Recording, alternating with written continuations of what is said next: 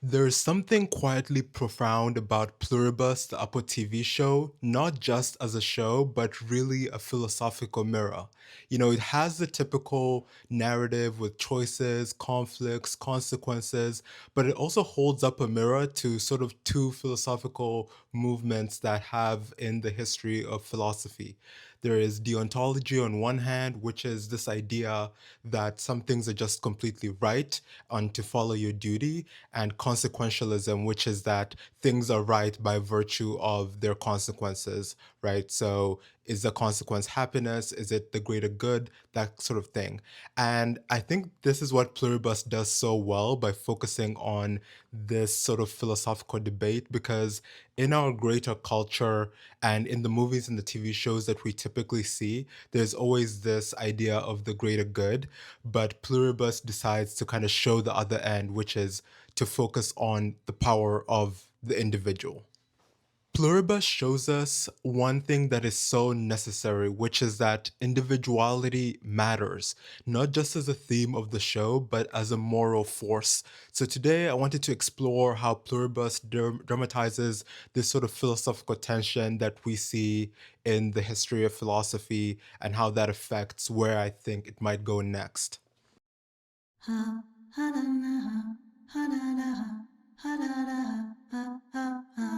To understand pluribus philosophically, let's first get our terms straight.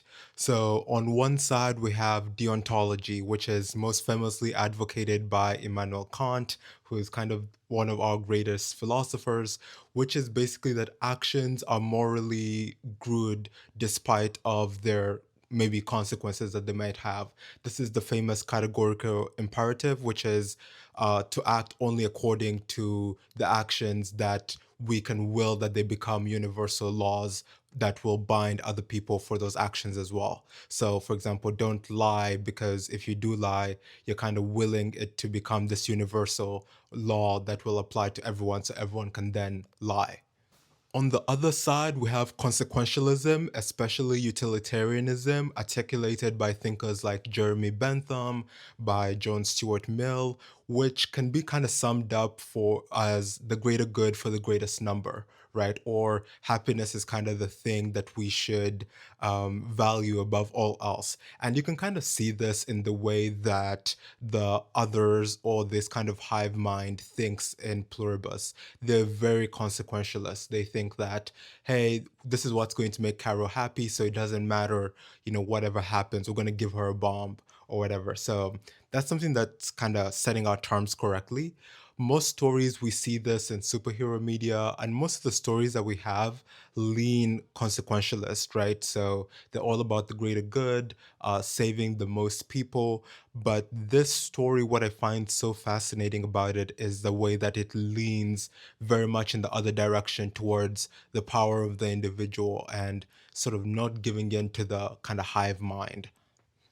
One of the ways that Pluribus kind of enforces and looks through this philosophical debate is through our main protagonist, Karo Starker, played by the ever incredible Rhea Seehorn. And I think what's really striking about Karo, the first thing that we know about her is that she's an artist. She's a creative.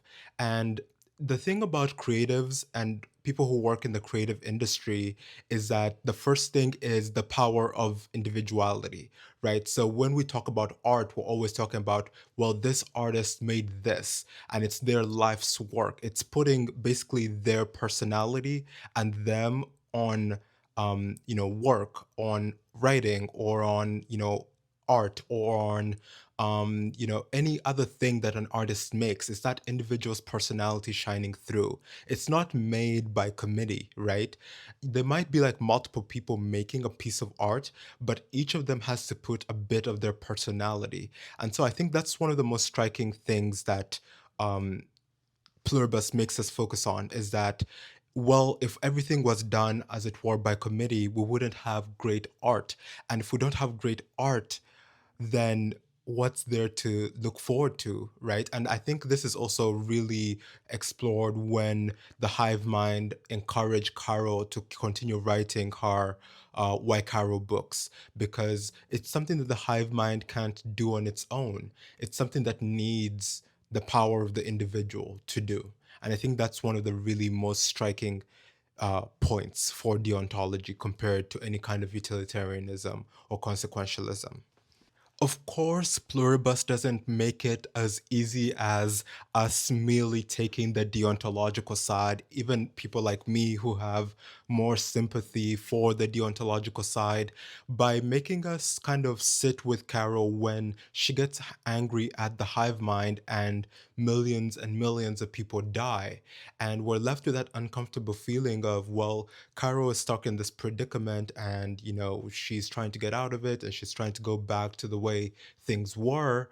But at the same time, every time she gets angry or she does something to the hive mind, millions and millions of people die. And, that's something that we have to contend with.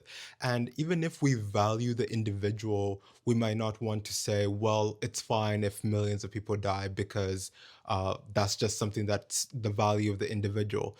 We do still have, as human beings, this social instinct, this instinct towards community, towards kind of looking out for other people as animals, as human beings. And I think that's something that it's something that's explored really well in Pluribus. I remember this conversation that Caro has with Zosha in the hospital, where Zosha says, well, there are no wars anymore, and we're kind of happy. Everyone's happy, and Caro, you're drowning. Like you don't know how unhappy you are.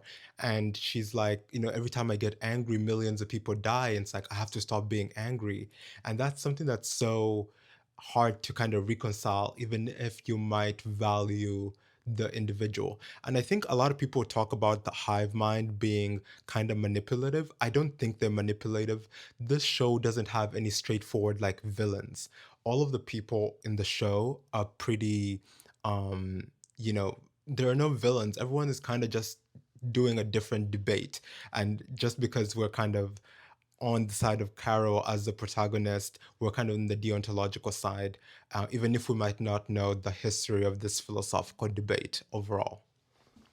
And it is this tension that gives us characters like Menusos, right? Who's our sort of second protagonist apart from Carol, which is that Menusos is on the other extreme kind of end to the hive mind. So in the finale episode, Menusos kind of calls over hive mind members and starts sort of experimenting on them, like shouting in their face and then trying to break their communication through this kind of radio wave.